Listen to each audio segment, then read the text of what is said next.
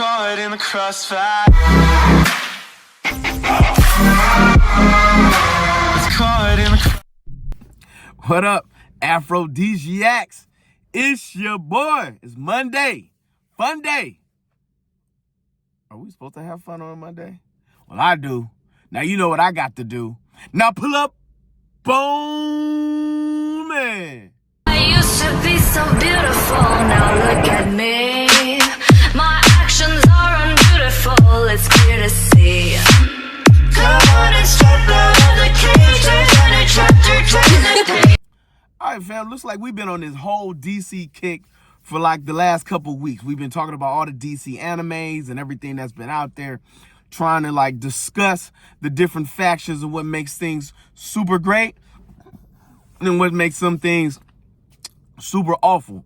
So with that in mind, your boy went back and watched the Christian Bale Batman Universe series.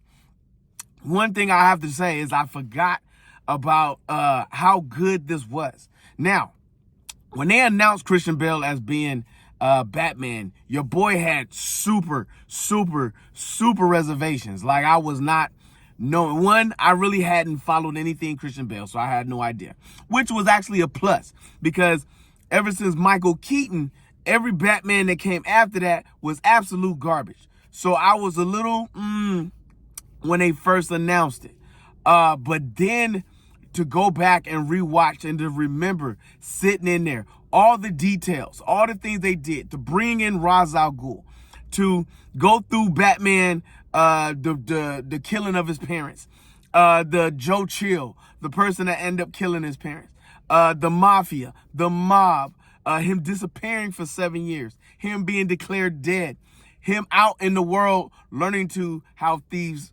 work and act and move, learning the different martial arts that's out there. So you learn over the 7 years he's been training and molding himself to be something more, to be something bigger than what was out there in this world.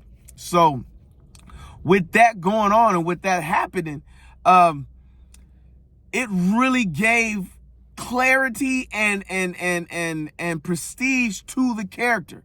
The writer of this particular series actually did their homework and did everything possible, because Christian Bale's Batman was like, if Batman was a true reality, how would it work? How would it go down?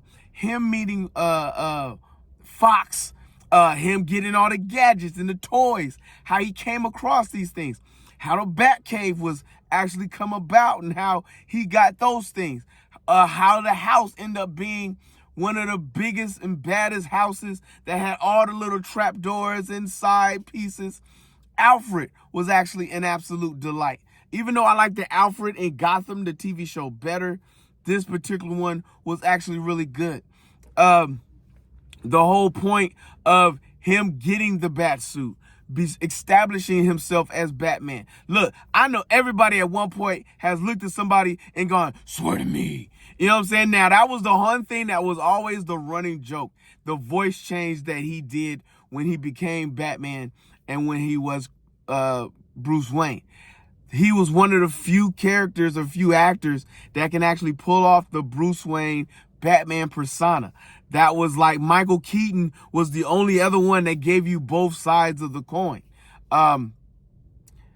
That series was so good in episode 1 in Batman Begins, and how it started, how he got the tumbler and made it into the Batmobile, the first Batmobile, how he came across Ra's al Ghul in a Tibetan prison, and him fighting his way up with the League of Assassins to be one of Ra's al Ghul's greatest students and to be one of Ra's al Ghul's greatest disappointments.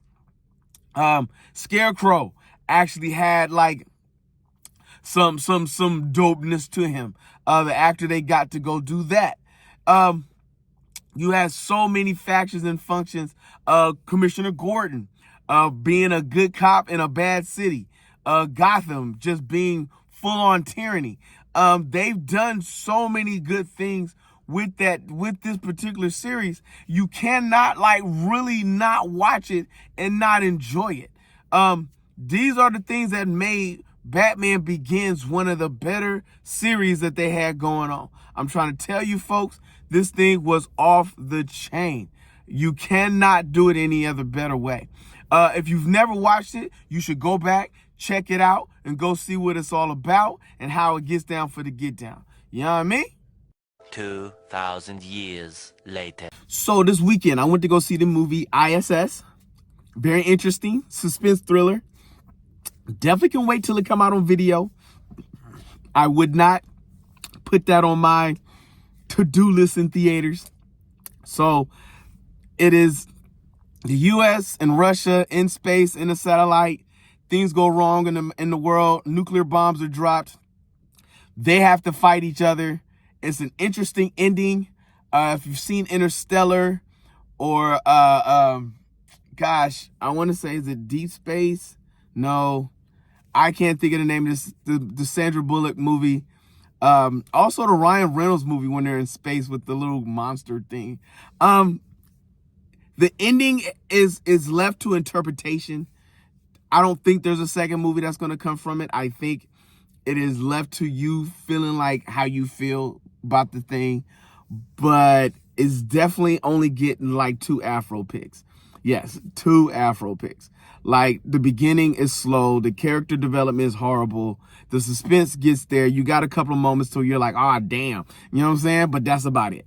So with that in mind, you know what it's time for. Let's get on that grind. Because if you see your mans in the streets, hit them with the beats. And hit them with a jingle jangle, baby. Jingle jangle. What?